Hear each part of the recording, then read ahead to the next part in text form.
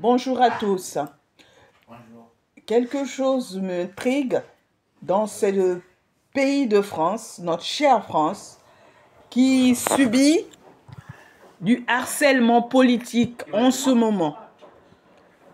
Entre nous soit dit, entre les uns qui ont été au pouvoir et sous leur mandat, on peut parler de Mitterrand pour bien parler, du PS, avec M. Mitterrand, qui sont allés chercher le désordre, la pétaudière, la pagaille, l'hécatombe en Afrique subsaharienne, surtout l'Afrique chrétienne, où on a exigé la soi-disant démocratie, qu'il fallait une conférence nationale qui soit tant bien que mal tenue ou pas, mais qu'il fallait changer de régime, et ça a foutu la merde. Permettez-moi de vous parler avec ce gros mot, tout en sachant que je ne suis pas grossière. Ça a foutu la merde en Afrique. Moi, je suis française d'origine africaine étrangère, donc issue de l'immigration. Je sais de quoi je parle.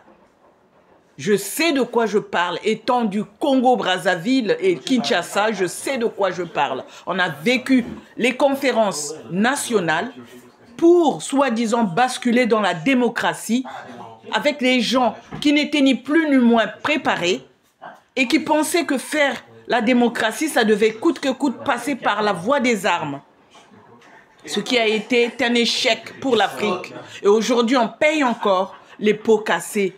Aujourd'hui, on paye encore tous ces vestiges-là de la guerre avec les réfugiés, les immigrés, et par-ci et par-là. Pourquoi? Parce que M. Mitterrand, étant du PS, a pensé il fallait que l'Afrique puisse être dirigée par les siens ou par les personnes qui devaient, ni plus ni moins, venir ou de France ou d'ailleurs, mais qui ne devaient pas faire partie des anciens régimes. Et on a vu ce que ça a fait. Donc aujourd'hui, le PS, on sait ce qu'ils ont fait en France, sous Mitterrand, sous Hollande. On sait comment le PS a dirigé. On sait ce qu'on a vécu. Courir avec les Kouachi, les Koulibaly et consorts. Tous ces attaques-là, du Bataclan au Kouachiman. Il y en a marre. Il y en a marre. Il y en a marre. Le PS revient maintenant. Pourquoi ils ont été jusqu'à vendre Solferino? Ils croient qu'ils avaient toujours le vent en poupe? Non, ils n'étaient pas toujours au top. Si aujourd'hui ils reviennent, c'est parce que le peuple a été blasé en quelque sorte pour aller voter encore pour ces gens-là.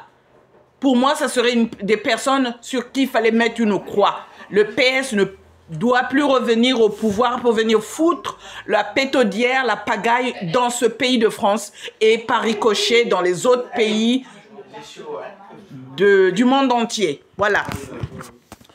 Le RN est arrivé au pouvoir, bien sûr.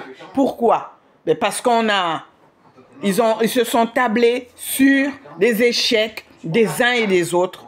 Donc les gens ont voté pour eux dans le but de voir du neuf. Bon, on verra ce qu'ils iront faire à l'Assemblée. Si c'est pour aller faire preuve de personnes qui ne savent pas voter, si je peux dire, des lois qui puissent favoriser le peuple et à être là toujours à critiquer l'immigré, comptez dans le RN, combien de gens ne sont pas issus de l'immigration? À commencer par M. Bardella, M. Jacobelli et tout le reste. Tout le monde est mélangé. Il y a toujours des racines immigrées dans les uns ou les autres. Les uns, c'est plus prononcé parce qu'ils ont la peau noire comme moi-même, comme nos Antillais. Mais les Antillais, on ne peut plus les comparer aux Africains issus de l'immigration parce que les Antillais, c'est des Français. Donc il faut les considérer, il faut développer les Antilles, point barre. Aujourd'hui, on néglige les Antilles parce que quoi? Parce qu'il y a des racines noires là-dedans? Non, la France ne peut plus être divisée en ces termes. La France ne peut plus être tenue comme ça par des gens qui viennent chercher leur pouvoir et laisser le peuple souffrir. Développons les Antilles, développons la France. Récupérons ce qui est nôtre, point barre. C'est tout ce qu'on veut. Que M. Macron soit au pouvoir ou pas, aujourd'hui, la personne qui est légitime au pouvoir, c'est lui. C'est lui qui a fait que les autres le RN, NFP, comme on dit, Nouveau Front Populaire, pour bien l'étayer comme il se doit, Nouveau Front Populaire, NFP, le LFI, qui sont ensemble, PS, écologie et tout le reste, et que sais-je d'autres, j'en passe. S'ils arrivent au pouvoir aujourd'hui, s'ils peuvent ouvrir leur bouche à l'Assemblée, c'est parce que M. Macron, un jour, il a décidé de surseoir sur l'Assemblée, de limoger l'Assemblée, de dissoudre l'Assemblée, et voilà ce qui a fait qu'ils aient des voix pour venir là. Mais ils peuvent en aucun cas venir dire on a gagné, on a gagné, on a gagné. Ce n'est pas une légitimité correcte, si je peux dire. Et ils n'ont pas la majorité absolue.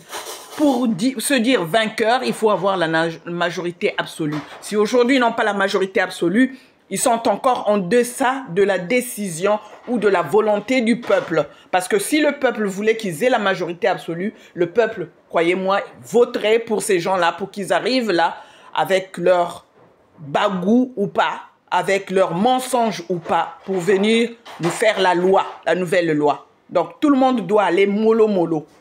Et aujourd'hui, Dieu seul le sait, si on met les genoux à terre, si on fléchit nos genoux, si on prie le vrai Dieu, celui-là qui a fait traverser le peuple hébreu de la mer Rouge à pied sec, si on l'invoque correctement comme il se doit, ce pays-là ne sera plus comme ça. Ces gens qui font la gueule ne vont plus faire la gueule comme ça. Tout le monde va se soumettre au nom de Jésus.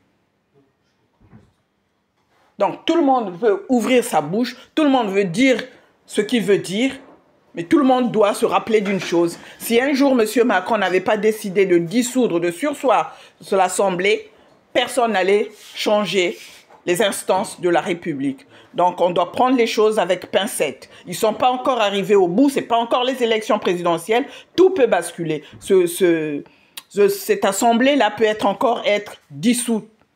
Donc qu'ils fassent attention. Nous, le peuple, on n'a pas encore parlé, mais on va parler. J'ai commencé, beaucoup de gens parlent déjà, beaucoup de gens parleront. Au nom puissant de Jésus, j'invoque le Dieu saint, le Dieu d'Israël, le Dieu qu'a prié Jésus, le Dieu qu'a prié Mahomet. Nous sommes un peuple uni et qui doit rester uni. Ce n'est pas les divergences des uns et des autres, que ce soit de partis de gauche ou de droite ou des extrêmes qui peuvent venir nous diviser. Nous, ce qu'on veut, c'est que la France se relève, point barre, et que nos jeunes retrouvent de l'emploi, et que nos jeunes soient considérés, et que nos jeunes soient pris en charge. Qu'on ne les voit plus traîner, qu'on ne les voit plus souffrir, qu'on ne les voit plus mourir. Donc, on veut que la France puisse se relever de ses ruines, de tous les catombes qu'ont laissé les uns et les autres. C'est tout ce qu'on demande. Moi, mon nom, je ne me suis pas présenté, mais beaucoup me connaissent, c'est Théodora Lefebvre. Je suis cadre de santé.